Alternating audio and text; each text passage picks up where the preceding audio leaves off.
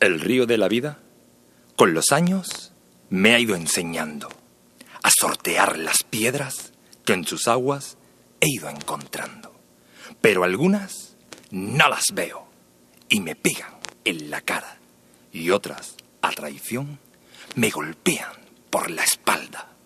El río sigue el curso que imponen los de siempre, y yo, como un pez vivo, nado contracorriente en este río contaminado, lleno de peces muertos que me señalan con el dedo por decir lo que pienso. Demasiados enemigos a nuestro alrededor, demasiados para un grupo de rol.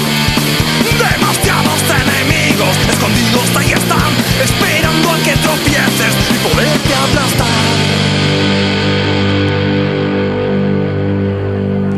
Pero hemos seguido con la cabeza alta, hemos seguido haciendo camino, hemos seguido soportando mentiras, hemos seguido escribiendo nuestro destino.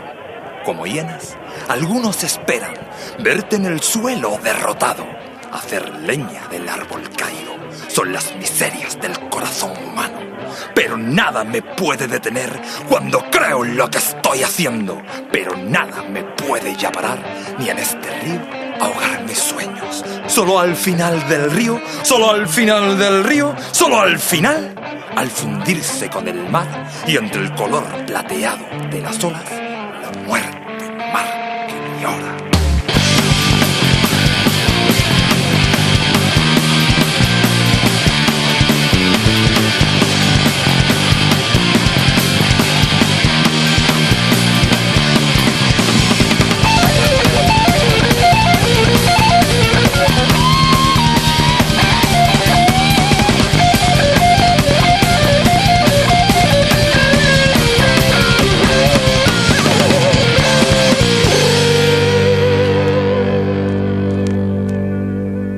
Pero aún quedan amigos por los que luchar, donde el odio y la envidia no tienen cabida.